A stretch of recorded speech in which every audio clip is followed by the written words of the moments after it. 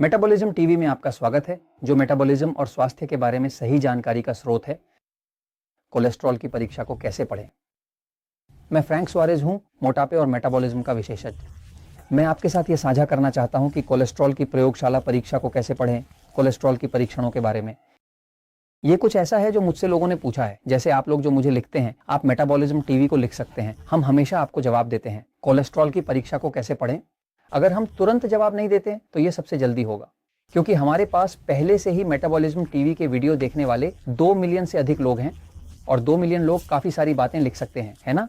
तो अगर आप किसी चीज़ के बारे में जानना चाहते हैं तो बेझिझक हमें लिखें और खुशी खुशी आप मुझे जानकारी देंगे और मैं इसकी जांच करूंगा और आपको समझा दूंगा, है ना। तो आज हम ये समझाएंगे कि कोलेस्ट्रॉल की परीक्षा को सही तरीके से कैसे पढ़ें। हम ये कहकर शुरू करते हैं कि बाहर चिकित्सा के क्षेत्र में लोगों को कई झूठ बताए जा रहे हैं, ऐसे झूठ जो केवल दवा कंपनियों की दवाओं की बिक्री को बढ़ावा देते हैं, जैसे कि कोलेस्ट्रॉल को कम करने के लिए जेस्टेटिन, जिसके बारे में मैंने पहले कई एपिसोड में समझाया है कि वास्तव में जेस्टेटिन बहुत नुकसान पहुंचाती है ना। लेकिन मैं आपको यहाँ सिखाना चाहता हूँ और आपको ये बताने के लिए कि कोलेस्ट्रॉल की परीक्षा को कैसे पढ़ें।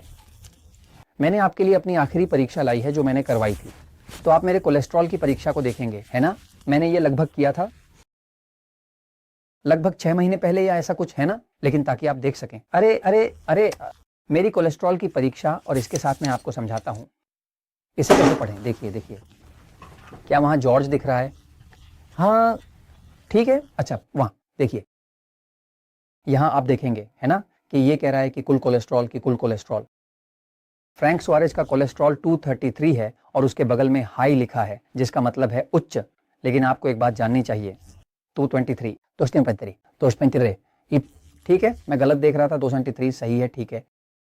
यहां लिखा है 230, ठीक है। अब और उसके बगल में हाई लिखा है, जिसका मतलब है उच्च।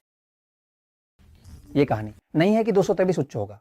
जो होता है वह यह है कि मुझे पहले से पता है, क्योंकि मैंने क्लिनिकल अध्ययन, वैज्ञानिक अध्ययन देखे हैं जो यह दर्शाते हैं कि कम कोलेस्ट्रॉल होने का नुकसान होता है। यह उस बात के विपरीत है जो हमें बताया जा रहा है। कोलेस्ट्रॉल को कभी भी साबित नहीं किया जा सका। कभी भी ऐसा कोई अध्ययन नहीं है जो यह साबित करे कि उच्च कोलेस्ट्रॉल और दिल के दौरे के बीच कोई संबंध है। कभी नहीं, कोई भी सबूत नहीं है, ना ही एक। तो ये पूरी तरह से एक झूठ है। जो वास्तव में बहुत खतरनाक है वह ट्राइग्लिसराइड्स हैं। ये मैं आपको सचेत कर रहा हूँ, ये खतरनाक है, लेकिन उच्च कोलेस्ट्रॉल कोई समस्या नहीं है। और मैं अब आपको बताने जा रहा हूँ कि क्यों। देखिए यहाँ 230 है, मेरे लिए ये बिल्कुल ठीक है। मैंने इसे 240, 250 पर भी देखा है, 223। चलो देखते हैं। मैं आपको अभी कुछ क्लिनिकल अध्ययन दिखाने जा रहा हूँ, जहां से मैं आपको जानकारी दे रहा हूं, क्योंकि ये विज्ञान है जो मैं आपको बता रहा हूं। जो बात करता है वह वैज्ञानिक साक्ष्य है ना। यह भी पता चला है कि जिन लोगों का कोलेस्ट्रॉल सबसे कम होता है, जो अक्सर स्टैटिन्स कोलेस्ट्रॉल की दवाओं के उपयोग के कारण होता है, जैसे कि बाचोर सभी कोलेस्ट्रॉल की दवा, जिन लोगों का कोलेस्ट्रॉल सबसे कम होता है वे कम समय तक जीते हैं, जल्दी मर जाते हैं, उन्हें अधिक कैंसर होता है, वे अधिक आक्रामक होते हैं, अधिक अवसादित होते हैं और उन्हें अधिक पार्किंसन होता है। इसलिए कम कोलेस्ट्रॉल होना एक मुख्य समस्या है जो किसी व्यक्ति को हो सकती है। यह सब कुछ के विपरीत है जो हमें बताया गया है। अब यहां देखिए, मेरा कोलेस्ट्रॉल 223 है। अगर आपका कोलेस्ट्रॉल 240, 250, 260 है तो आपके लिए कोई समस्या नहीं है। यहां तक कि 300 भी कोई समस्या नहीं है। अब चलिए देखते हैं कि महत्वपूर्ण कारक क्या है। एक सच में महत्वपूर्ण कारक ट्राइग्लिसराइड्स हैं। ये वास्तव में महत्वपूर्ण है। आपको ट्राइग्लिसराइड्स कभी भी 100 से ऊपर नहीं होने चाहिए।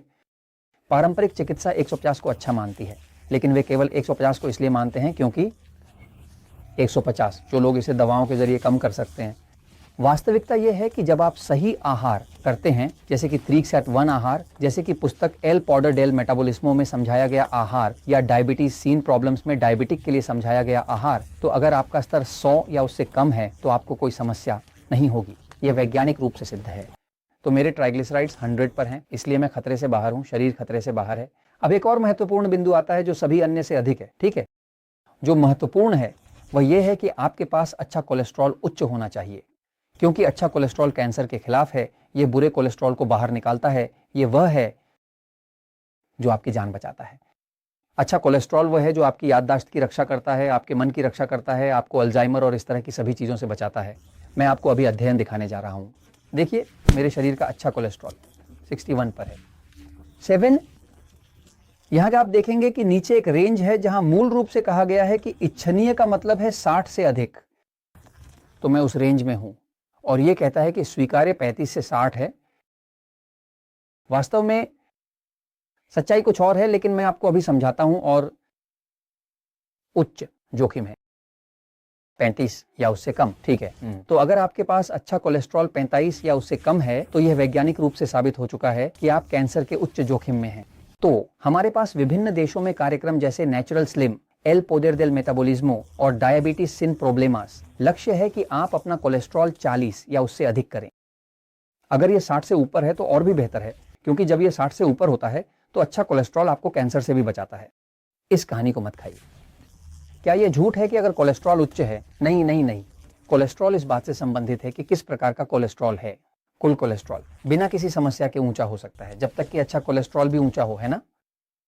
यहां नीचे आप देखेंगे कि यहां एक हाँ, यहां एलडीएल के बारे में बात हो रही है ना। और मेरा एलडीएल एन 41.3 है, जिसका मतलब है उच्च। और बहुत से लोग कहेंगे अरे लेकिन एलडीएल कोलेस्ट्रॉल बुरा होता है। हाँ, ये सच है। ये वही है जिसे उन्होंने बुरा माना है। लेकिन क्या होता है, नई शोध है जिसने इस पर बहुत अच्छी तरह से वैज्ञानिक रूप से जांच की है और देखा है कि जो कोलेस्ट्रॉल को अच्छे और बुरे में वर्गीकृत किया जा रहा है, माफ कीजिए, एलडीएल, वह विभिन्न कणों की एक श्रृंखला है जो 3 अलग अलग श्रेणियों में विभाजित हैं। तो कुछ परीक्षण होते हैं जहां एलडीएल को 3 भागों में बांटा जाता है ताकि आप वास्तव में जान सकें कि कौन सा बुरा है और कौन से 2 हैं। बाकी के 3 जो बुरे नहीं हैं वे अच्छे हैं। तो मूल रूप से जो खोजा गया है वह यह है कि हमें यह विचार बेचा गया है कि कोलेस्ट्रॉल बुरा है, एलडीएल सब कुछ बुरा है। नहीं नहीं नहीं, ऐसा नहीं है। एलडीएल के 3 प्रकारों में से 2 बहुत अच्छे हैं और 1 बुरा है। मेरे बुरा कोलेस्ट्रॉल बहुत कम है। सामान्य परीक्षा होती है, बुरा बहुत कम है। यहां आप सामान्य परीक्षा देख रहे हैं जो वहां की जाती है। तो मैं कैसे जानता हूं कि मुझे खतरा नहीं है? 141 के एलडीएल में तो मैं जानता हूं कि ये लो डेंसिटी लिपोप्रोटीन है, जिसका मतलब है कम घनत्व वाली प्रोटीन, है ना। कम घनत्व वाली लिपोप्रोटीन। तो मैं जानता हूं कि मुझे खतरा नहीं है। क्यों? क्योंकि मेरे पास अच्छा कोलेस्ट्रॉल है जो 61.7 है। ये सुरक्षा करता है। जो आपके शरीर को कैंसर, बुरे कोलेस्ट्रॉल के नुकसान या किसी भी चीज से बचाता है वह हमेशा एचडीएल होता है। क्यों? ये वही है जिसे आपको खोजना है, जिसे उच्च घनत्व लिपोप्रोटीन कहा जाता है। ये एक बहुत मजबूत कोलेस्ट्रॉल है, जैसे कि ये एक बिलियर्ड की गेंद हो। एलडीएल नरम होता है और यही ऑक्सीडाइज होता है। ये शरीर के अंदर सड़ता है, खासकर सबसे छोटी कण जो वहां नहीं दी जा रही है।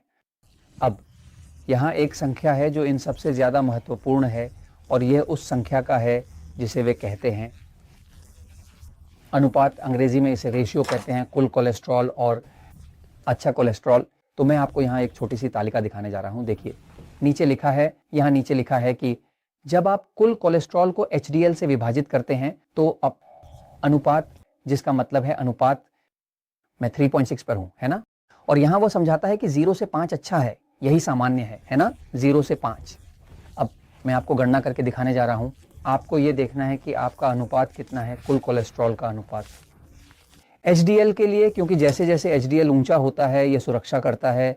एचडीएल जितना ऊंचा होगा बुरे कोलेस्ट्रॉल का प्रभाव उतना ही कम होगा, वह छोटा सा जो कुल में शामिल है ना। मैं आपको यहाँ गणना दिखाने जा रहा हूँ। देखिए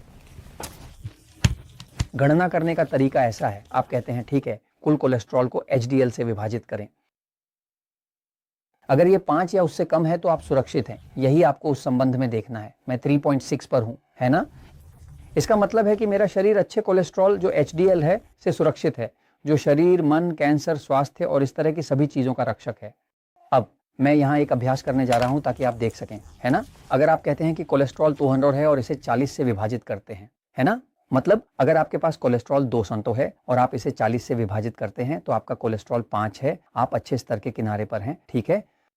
अब अगर आपके पास कोलेस्ट्रॉल 240 है और आप इसे 60 से विभाजित करते हैं तो आपका परिणाम 4 है, आप और भी बेहतर स्थिति में हैं।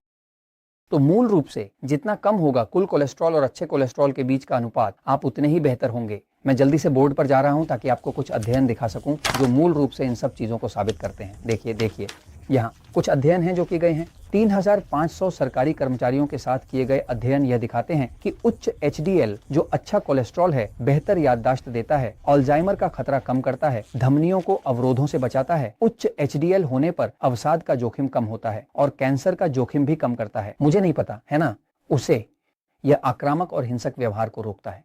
उदाहरण के लिए कुल कोलेस्ट्रॉल का कम होना, जैसे कि अब स्टैटिन के साथ किया जा रहा है। एक अध्ययन है जो कहता है हत्यारों में सीरम कोलेस्ट्रॉल स्तर। इसका क्या मतलब है? ये पाया गया कि जो लोग हत्या करते हैं, जो हत्या करते हैं उनका कोलेस्ट्रॉल सबसे कम होता है और वे अधिक हिंसक होते हैं। तो आपके पास कम कोलेस्ट्रॉल होने से अधिक हिंसा होगी।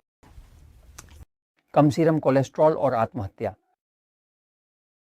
आत्महत्या और कम कोलेस्ट्रॉल, जिन लोगों का कुल कोलेस्ट्रॉल सबसे कम होता है वे अधिक आत्महत्या करते हैं। सीरम कोलेस्ट्रॉल और कैंसर का जोखिम, आप इन अध्ययनों को खोज सकते हैं। क्या हो रहा है? ये पाया गया कि जिन लोगों का कोलेस्ट्रॉल जितना कम होता है उन्हें उतना ही अधिक कैंसर होता है। यह और ये जो यहाँ है पासा त्वरित सहिष्णुता घर्षण, मैं आपको बताने जा रहा हूं कि यह शुद्ध स्पेनिश में क्या कहता है। ये कहता है, इसे टेलोमेर कहते हैं। टेलोमेर कोशिकाओं के क्रोमोसोम का एक हिस्सा होते हैं जहां आपके शरीर का आनुवंशिक कोड होता है और जैसे जैसे आप बूढ़े होते जाते हैं ये हर बार छोटा होता जाता है, छोटा यहां तक कि यह मृत्यु तक पहुंच जाता है ना। क्या हो रहा है? ये पाया गया कि ह्रास का मतलब होता है टेलोमेरों का ह्रास। ठीक है, तेज क्यों?